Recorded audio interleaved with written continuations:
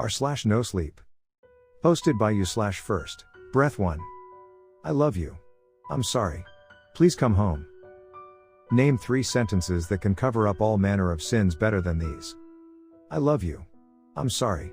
Please come home. Those were the last 3 Jamie Willis ever said to me. I can still hear the inflection in her voice.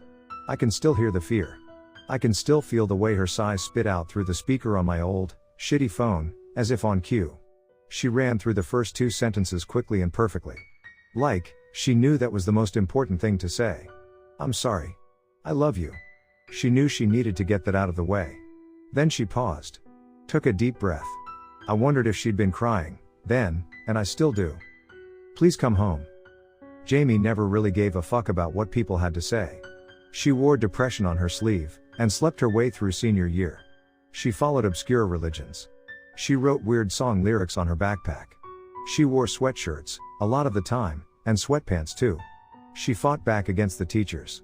She fought back against her mother. She fought against each and every form of authority we encountered as teens. She dyed her hair black, not because it was cool, back then, but because it matched her woefully fake apathetic attitude towards anything resembling the red-headed father who went and died before they had time to even spend 3 cognitive fucking years together. Her words, not mine. I, on the other hand, was the polar opposite. I listened to everything my parents told me. My grades were kept high for fear of punishment. I struggled in math, particularly geometry, and physics too. But my strengths were enough to outweigh the negatives. I made the dean's list. I participated in after-school activities. My dad aimed for college, or even a university, if one was stupid enough to offer a scholarship. His words, not mine. Those goals came crashing down the moment we met. We started dating during senior year. We became serious that fall. My teachers said I lacked motivation in the second quarter, and my parents said she was a bad influence. I knew better to agree with the former over the latter. It had nothing to do with her influence. I loved her. Nothing in my world seemed more important than Jamie. Her struggles became my own. Her anger became mine. Her depression became mine. Nothing else inside or outside that stupid school seemed more important than keeping Jamie satisfied. We graduated by the skin of our teeth in the summer of 2018. We moved in together that July. We went to community college in 19, and we tried to manage dueling jobs on the side. We didn't see each other much, besides in bed, then. Jamie always called me her ship in the night. That's around when we started to fight. It turned out, to our disappointment, that 2 people working minimum wage jobs could barely afford the rent in our largely affluent hometown. Our credit card bills stacked up. We took out loans to pay back loans. We worked even more to get by, and our time together started to decline. Her depression worsened again in the winter. I wish I hadn't ignored the signs. One morning, Jamie found me at the kitchen table with a bowl of cereal, right before my 8 a.m. class. I could see the lack of sleep painted under her eyes. I could tell that morning had been a rough one. Nonetheless, even through the struggle, she still tried to fix me some eggs and a few slices of bacon before I left. I begged her not to. She caught me with a strange question just as she slid the fresh plate in front of me. Have you ever wondered what it would be like to die? Jamie thought about her dad, a lot, when she was depressed. Nothing I said ever made it better. So, I just shrugged. She continued. I think it hurts. At first. And then it's like going home. It's like walking down a long tunnel into a big house with all of your old friends, and you never have to leave, or work ever again. You just get to stay there forever. That's not so bad, right? She smiled and looked over at me over a freshly poured cup of coffee. Then she covered up a fresh batch of tears. Jamie. Please, not today. I hated that attitude. I hated the nihilism. Maybe it was the migraine about my class, or the lack of hours at my job, or the overall stress eating away at my liver. But for whatever reason, I snapped back. I wish I hadn't. I don't have time for this. Everything is drowning. We're sinking. We're dying. We're working too much. We can't afford our bills. We can't afford this apartment. The only thing we can do to fix that is work and more work. So what do you expect? We are doing everything we can to survive. Jamie sniffed over the freshly made eggs. Scrambled, with crispy bacon, just how I liked. My mom told me once what his last words were, she continued in a sob. She wanted to talk about some stupid gossip thing in the news. He told her didn't have time. I slammed the table. Slightly. The heart attack happened an hour later. In his office. At his desk. She snatched my cup and got up from the table. Then she got her coat and got ready to leave. Is that the last thing you want to say to me, Scott? You don't have time? She finished her accusations in a rush and marched for the front door. No, I called out over her shoulder. Jamie, no, come on. I followed her to the door and tried to hold it open. But she shut it in my face. I felt awful the moment she left. I paced back and forth like an asshole and cursed myself for the stupidity. I knew I fucked up. I knew I overreacted. I thought about buying flowers. I thought about taking her out to dinner. But only one feeling gave me comfort over the overwhelming guilt in my gut. I needed to talk to her. I needed to talk to her right that second. So I called her. The moment she picked up the phone, I spit out a rapid combination of apologies before she could even say anything. Jamie, I love you. I'm sorry. Please come home. She laughed. The sound seemed obscured alongside her tears. Promise me we'll end every future fight just like that. Like what? Like that. I love you. I'm sorry. Please come home. I paused. Okay. I love you.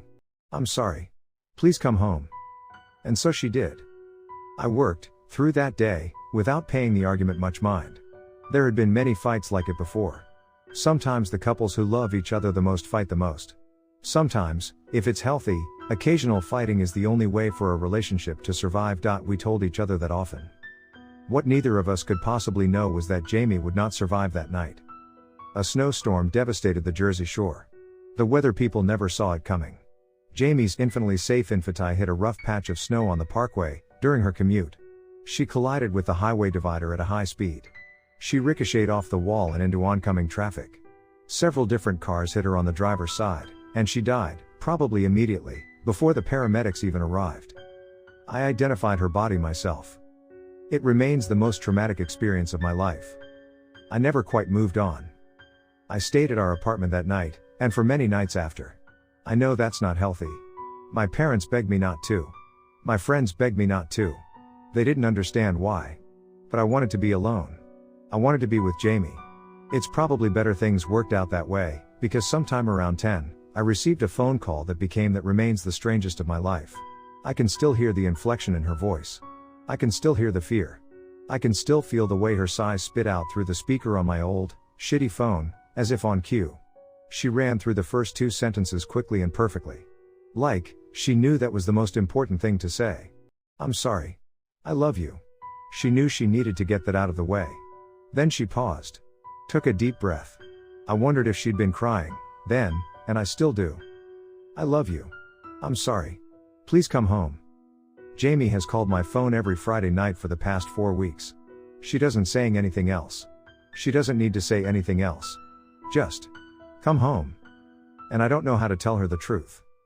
I don't know how to tell my wife I'm not ready to go. Posted by you/first, Breath 1. The Unfortunate Life of Jamie Robert Mitchum. My mother always told me to stay away from Jamie Robert Mitchum. Maybe I should have listened to her. I guess I didn't really understand why at the time. I guess children are more trusting. Sure, he was strange. Anybody could see that. Jamie was the type of kid to play with a magnifying glass on the blacktop during recess. He wore the early loss of his mother on his sleeve and the bruises from bouts with bullies on his arms. Jamie fought with everybody. He fought with the teachers. He fought with whatever parental figure stumbled through the door of his house that week. I think he would fight a dog if it looked at him the wrong way. But good friends were hard to come by at the time. We were 2 dorks destined to stick by each other's side. My strongest memory of him begins in the 5th grade, on the day they found Maggie Henway's body buried behind the schoolyard. Or, more accurately, the day Jamie found her body behind the schoolyard. We were playing cowboys and Indians at recess. Same as any day. Jamie always insisted on being the cowboy. His interpretation of the rules included chasing me around the schoolyard, with a weaponized tree branch at the ready. Offensive stuff, I get it, even for back then. At one point, Jamie cornered me towards the back of the property. We were up against some fencing that separated us from the woods, and I thought I was done for. I thought I was finished. It would not be the first time Jamie took the game a little too seriously by beating the hell out of me.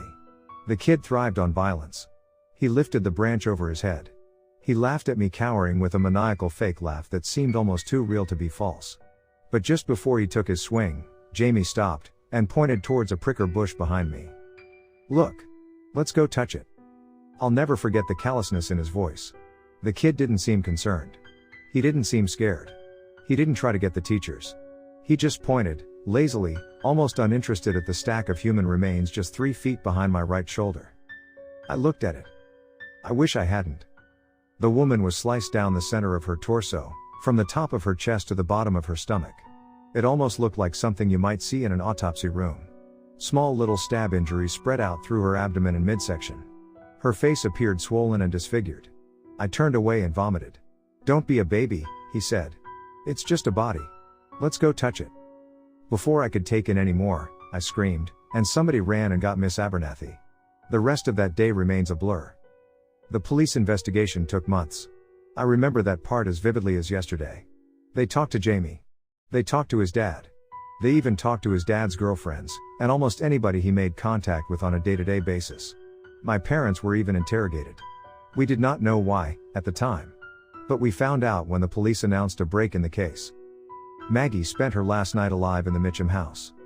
It is hard to say exactly what happened. Some believe that Mr. Mitchum, Jamie's dad, and Maggie were sleeping together. The officers and district attorney settled on that theory and prosecuted it successfully.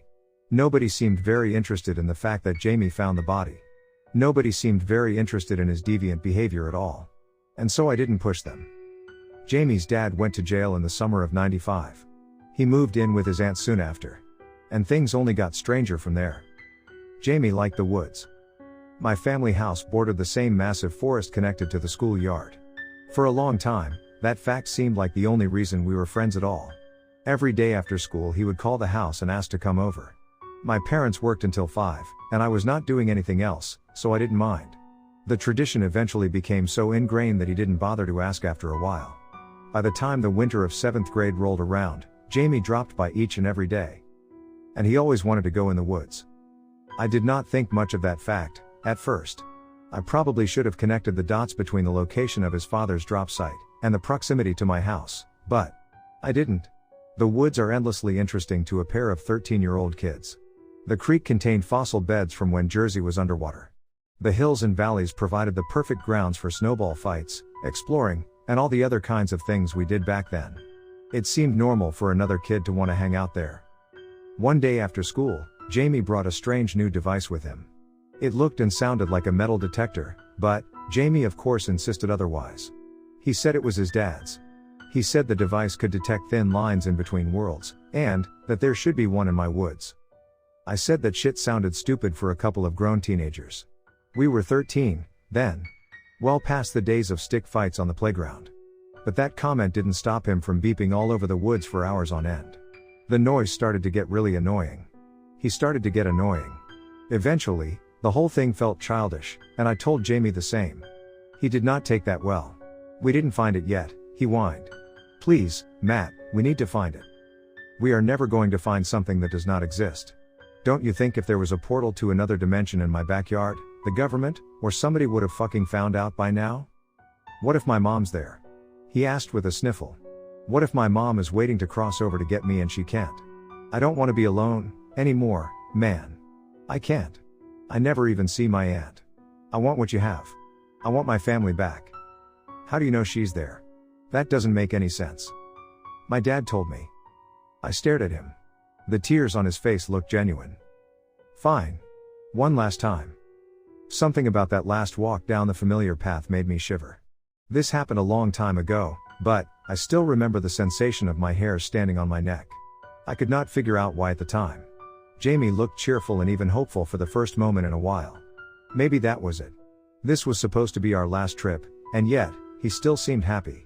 He kept his eyes fixated to the metal detector, hummed some old song, and did not pay me much mind. We split up. I checked out the fossil beds for the 1000th time. I looked for new and interested things in the creek. A family of deer passed by and I watched them for a while. As it got darker, outside, I couldn't see Jamie anymore. But the persistent beep of his metal detector told me he was in range. Sometime around 4:30, the device started to freak out. The beeping pulsated so strong that it sounded like a fire alarm. After it stopped, the woods returned silence. "Jamie? Jamie, it's probably just an old sewer pipe, man. Those things have metal in them, I think." From somewhere to my left, a pair of footsteps sprinted in my direction.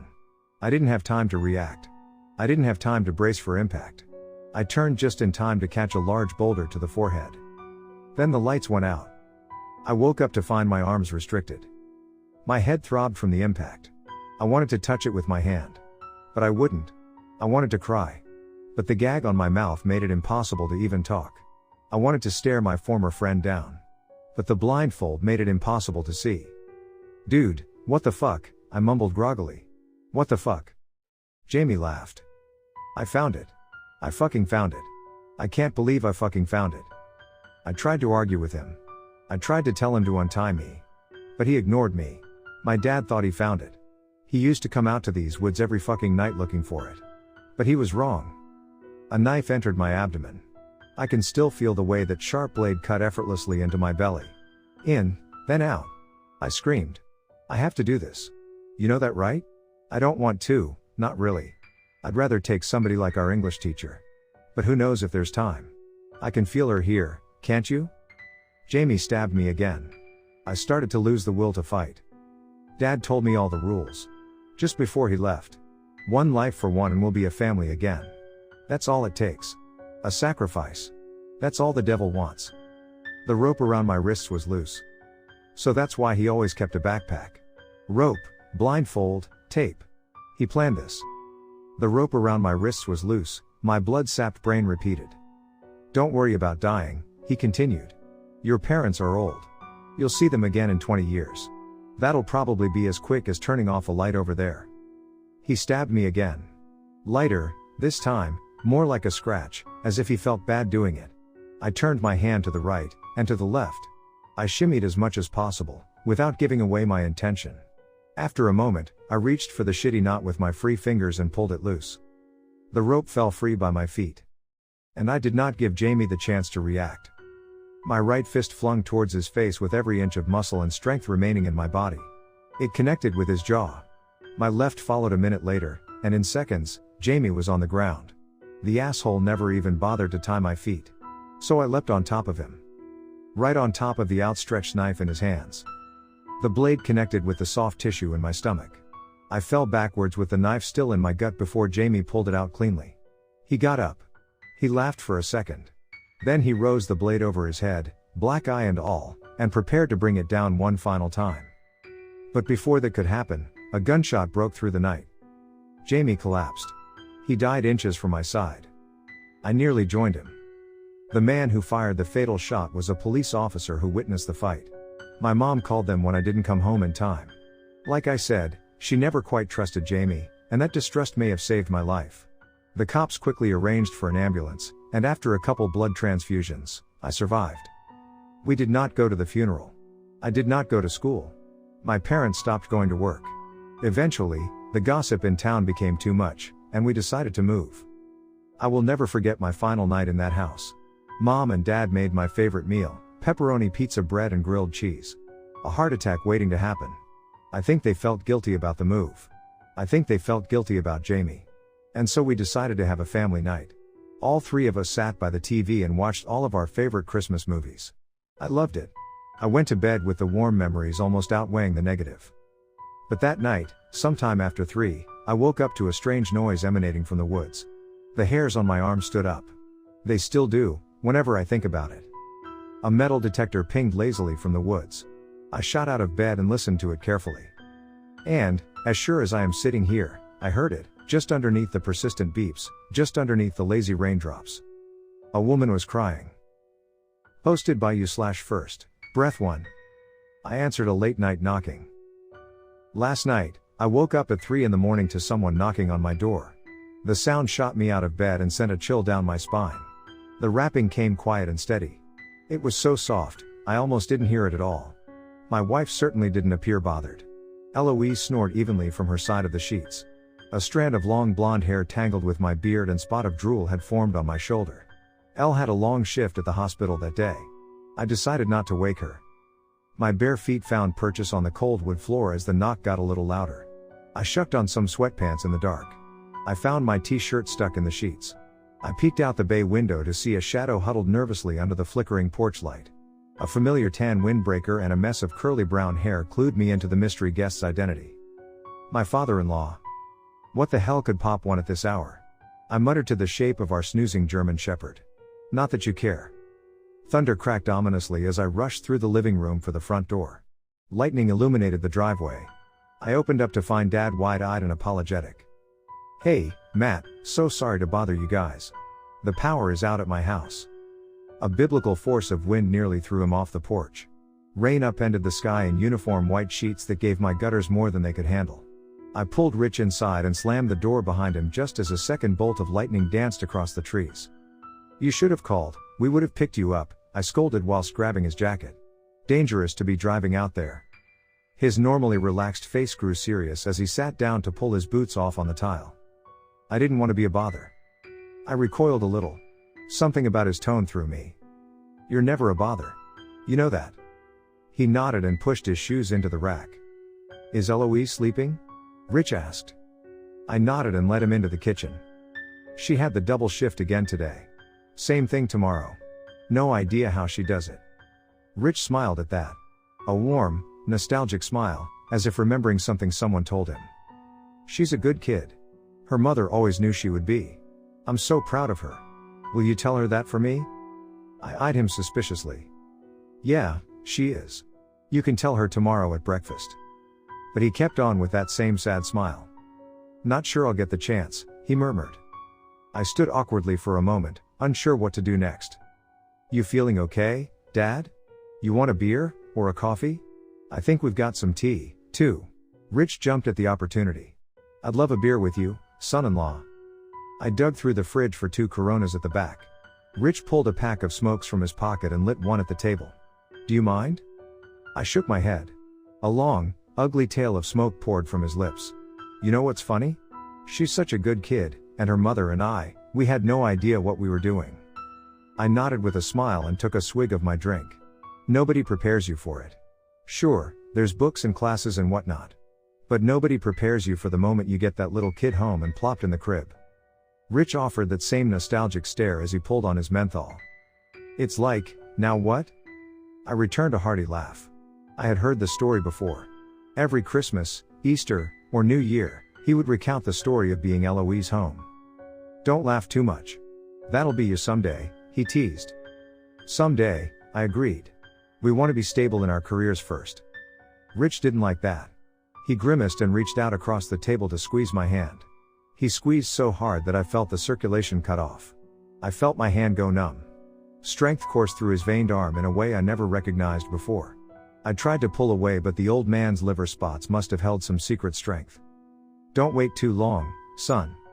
I noticed bright bruises forming on my fingers. Jesus, Rich. He ignored me and squeezed harder. My daughter deserves everything this world has to offer. Promise me you'll give it to her. Promise me. I stared into his lonely blue eyes. He looked drunk. I was sure of that at the time. But there was something else there. He looked scared. I promise. Rich smiled again. He let go of my hand. The seriousness of our conversation fell from the table as he pulled out his menthols and slid one from formation. I'm sorry. My instinct is to protect her. I have to know she's okay before I go.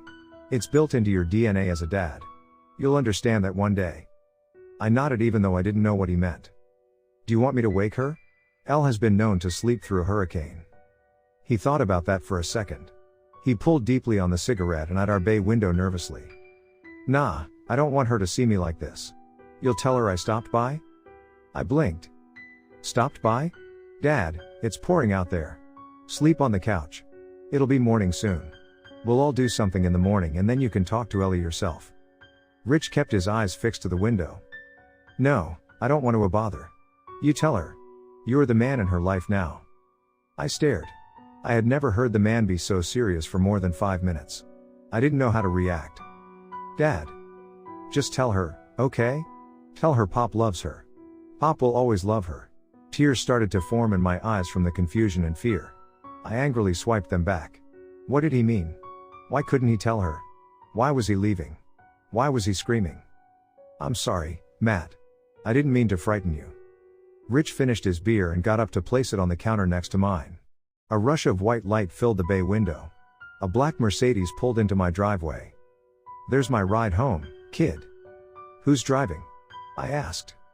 A flash of fear played on his face. Then he caught himself. That same old easygoing chuckle hit the corners of his lips. Don't know. Hopefully somebody who can get this old drunk home. I laughed. I didn't know what else to say again. Rich retrieved his boots from the shoe rack and laced them up evenly. The Benz in the driveway waited patiently as I twiddled my thumbs and tried to come up with an excuse for him to stay.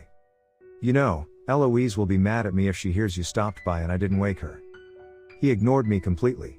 Once the boots were on, Rich found his jacket in the closet and his wallet in the tray. He's here now.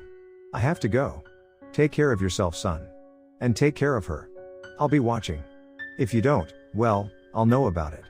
And I'll be back. I'll find a way back. I shivered. I love you. I love her. I love my family and I love this wonderful life. With that he opened the door and danced down the steps into the storm.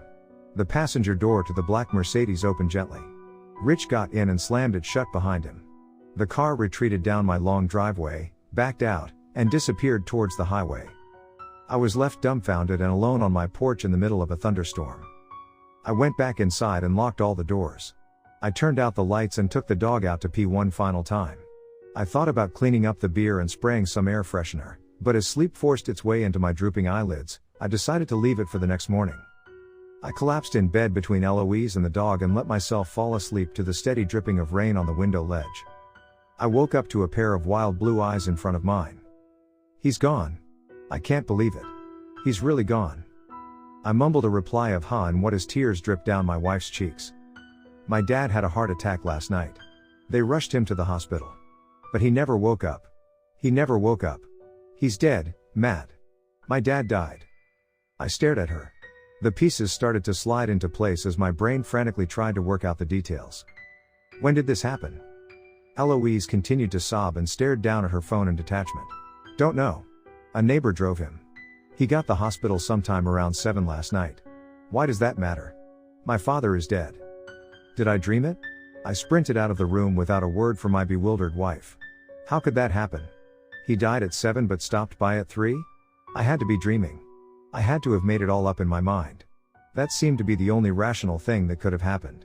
And there was only one semi-rational way to confirm it. I slid into the kitchen to find one lonely beer bottle on the counter. The room still smelled like menthol. Puddles of water remained stagnant by the door. Everything about my encounter aligned with reality. He was gone. He was really gone. I think he just wanted to say goodbye, one last time. Rich's final threat repeated itself in my mind. And so I returned to the bedroom, hugged my wife, and slowly began to tell her the story of last night. Posted by you/first, breath 1. A surprise for the kids. My son's face lit up the moment he saw the bright red balloons. He nearly passed out when he saw the decorations. My plan worked. Jackpot. Jack actually looked surprised. My kid always liked the color red. Maybe like isn't the right word. He loved it. He basked in it. He wore a red shirt, that day, with matching red shoes. His mom nearly had to fight him to keep out of the red shorts currently sitting on his nightstand. We bought red streamers, and red candy, and red table settings. That morning, I bounced outside in my matching red jacket, and struggled to erase the Kool-Aid guy from my mind. Oh yeah, I teased. Honey, don't say that, did you hire the clown? Oh. No. Shit. Before you get on my case, believe it or not, there is a lot of stuff that goes into planning a 6-year-old's birthday party. We rented a bouncy house. We purchased invitations from somebody's Etsy page. I personally begged and borrowed tables and food for the 20 or so guests and their parents. We even paid my nephew to do some magic tricks. We didn't have a pool, not like the popular Johnson's next door, so my wife insisted we find something else to compensate. Enter the clown. I muttered an excuse to Evelyn before darting through the back door. I shuffled down the staircase towards my office in the basement. My shaking fingers quickly pulled up the Windows desktop and a blank Google search box. Crap, I thought, what do you search for in this situation? I tried hire a clown, or book a clown, and was amazed to find a long list of locals with near 5-star reviews. Bingso the Clown, Skagit. Too far. Speedo Torpedo the Clown, Thurston. Too weird. Jack the Clown, all counties. Jackpot. I guess I found it funny that the clown and my kid shared the same name. I picked up the phone and immediately dialed the number listed on the near flawless review page. Great with children. Would hire him again. Booked same day. I felt some relief upon reading that last bit. Maybe this guy could actually save my ass. Judging by the growing crowd filing into my backyard, my ass definitely needed saving, in less than an hour, tops. I probably sounded like a choosing beggar. But the facts were what they were. The line trilled for a couple rings, and finally, a gruff voice answered. Yeah? I put on my best desperate parent tone. Hi, is this Jack the Clown? I really need some last-minute help. The guy on the other end of the line paused. He inhaled tiredly, as if drawing on a cigarette, then exhaled noisily into the line. Yes, sir, one and the same. I have a birthday party for a 6-year-old, here, out by the coast. I was wondering if you could by any chance stop over and do your routine? He took another pull of the cigarette. I cupped my other ear to hear him better. Sure. I'm near there. 2 hours. $300, on site, text me the address. And then the line went dead.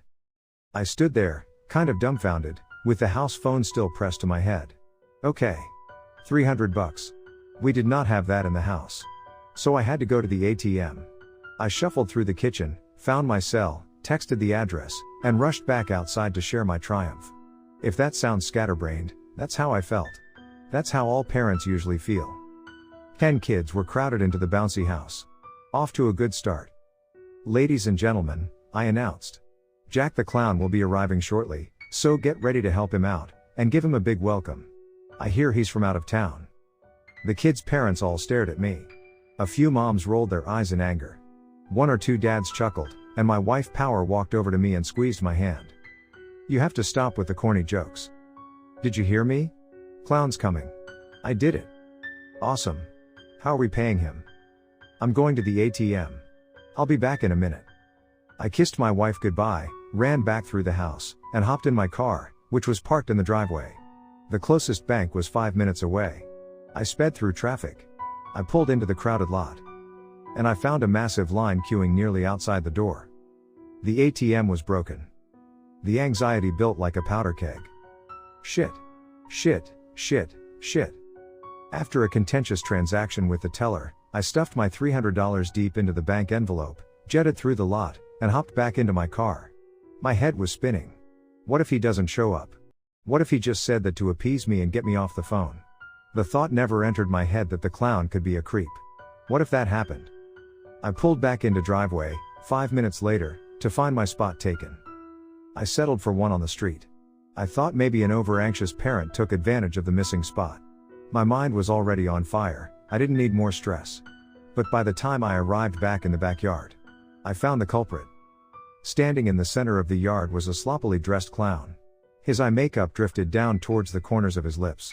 He had to hold his pants to keep them up. The curly, multicolored hair on his head shifted awkwardly to the right, to the point where you could see buzzed brown underneath. His clown shoes looked about 3 sizes too big. His suspenders flapped lazily at his sides. But the most uncomfortable part of the getup, beyond the silence, was the perfectly particular smile that drifted downward right at the end. It seemed like Jack the Clown spent very little time on his outfit, and all his time on that smile. I walked up to the clown. I stuck out a hand awkwardly, not knowing what to do, and waited for him to shake it. He didn't. The kids gathered in a circle and laughed at that. I pulled back my hand awkwardly and tried to smile. Jack the Clown shook his finger. He didn't like that. He placed one hand on his hip, and outstretched the other in my direction. Palm up. I stared. I think he wants to be paid, honey, Evelyn laughed nervously. Pay the man. The children laughed at me again. I grumbled a response and dug into my pocket for the bank envelope. I pulled it out and slowly began counting the money in front of everyone. The clown mocked every movement along the way. He played with an imaginary stack of money, flipping it around in the air, counting it just as worriedly, while the gleeful children shrieked laughter in response. Finally, I handed over the money. Jack didn't say anything. He just grabbed it and returned to the children. Rude, I muttered, before my wife hit me. Hope he's worth it. The rest of the day went off without much of a hitch. The children played in the bouncy house and ate their cake without much complaint. The parents chatted and gossiped as per usual. Some people went up to the clown station and asked for inflatable animals. He complied but said nothing the entire time.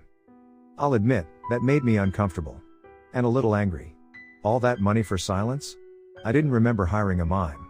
At the end of our 2 hours, I approached the clown station and told him that our time had come to an end. But Jack just held up one finger. He reached around into a big black bag and pulled out a guitar. I got excited. Finally, I thought, some effort for that $300. Oh, look, kids. Jack is going to play a song for us before he leaves. The kids got excited too.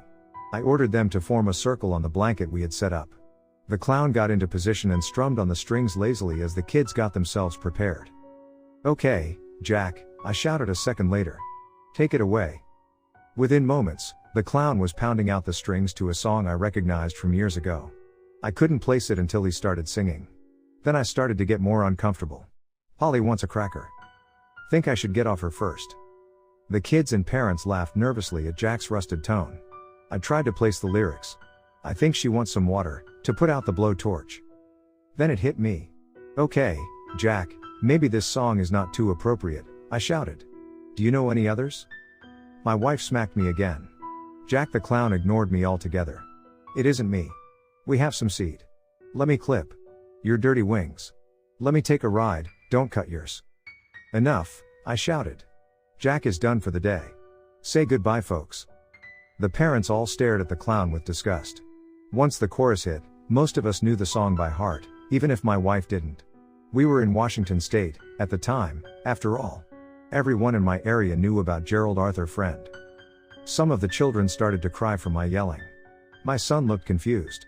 Jack the clown looked back out at us with a blank expression on his face. Unceremoniously, he stuffed the guitar back into his bag, grabbed his other gear, and got ready to leave. Then he strutted straight up to me, placed a hand on his hip, and outstretched his other palm expectantly. Palm up. No, Jack, no more money. The clown stared at me with a pair of expectant blue eyes. For a moment, anger flashed somewhere behind them. Then he turned on his heel and marched out the backyard, oversized shoes and all, with a single finger pointed towards the sky. I was glad to see him go. The party officially ended sometime around 8.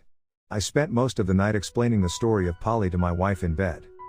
It's a great song, it's a protest in a lot of ways, but really not appropriate for children. She did not understand. Why? It's Nirvana. How bad could this song be that you needed to shut down everything and make the kids cry? I paused and took a deep breath. George Arthur Friend abducted and kidnapped a 16-year-old girl in 1987.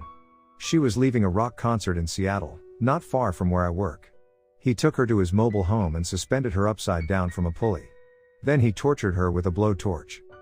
Evelyn gasped. So, I think she wants some water. I nodded.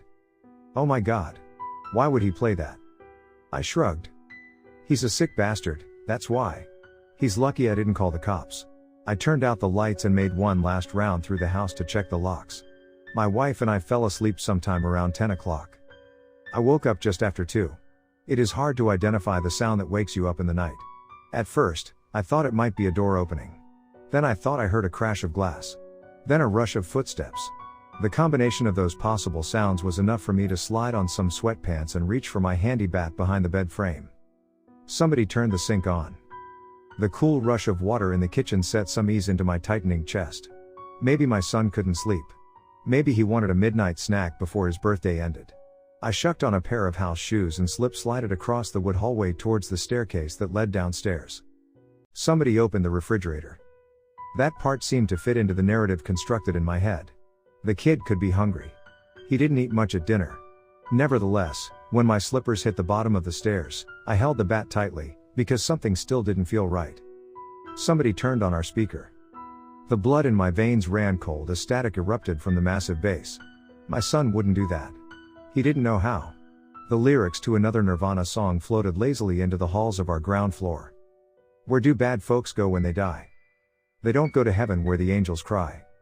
The song stopped. Then somebody started it again. Where do bad folks go when they die? They don't go to heaven where the angels cry. I rounded the corner into my living room to find Jack the clown sitting in my armchair. I didn't even have time to react. The absurdity of the situation caused a delay on my end, and I just stared at him with wide, stupid eyes. The clown lifted himself up. He smiled. Then he tap-danced over, placed one hand on his hip, and extended the other out awkwardly. Palm up. Jack, I'm sorry, please. I don't have money, I stuttered. You need to. You need to get the fuck out of my house. The clown launched himself backwards at my use of a bad word. I brandished the bat over my head so he could see it. The clown placed a hand over his mouth, as if offended, then slowly pulled a long object from out of his oversized shoes. It was a knife.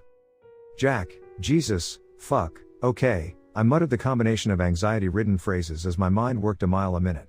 Okay, if I give you money, will you go away? Will you leave us alone? The clown looked at me for a second. Then he shrugged. And smiled. That was my only guarantee. A shrug and a smile. I sprinted into the kitchen and quickly looked into our usual money hiding spots. I noticed that my wife had pilfered the stash recently. We were down to our last lonely looking $20 bills. I snatched them from under the salt shaker and turned to offer them.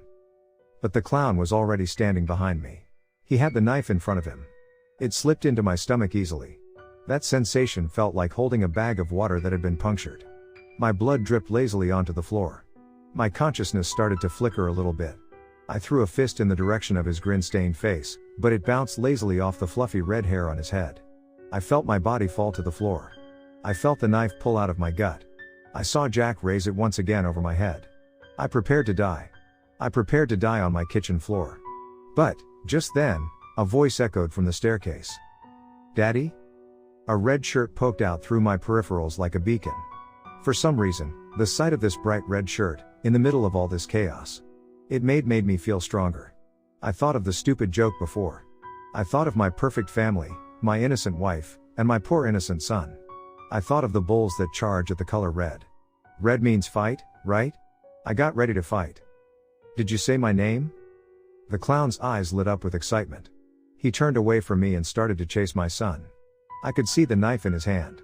I could hear them both running. I could see the blood pooling on my shirt. But I had to do something. I had to do something. This was my opportunity. They circled back into the kitchen. With every remaining drop of strength, I picked myself off the floor, and reached out for that asshole's oversized shoe. Miraculously, I caught it. He fell down like a sack of bricks. I hit him once with the bat. Right to the head. That felt good, so, I wrapped my legs around his hips and hit him a few more times. The blood became so copious that our two strains mixed together with the disgusting makeup on his face. Blood spatters covered my shirt.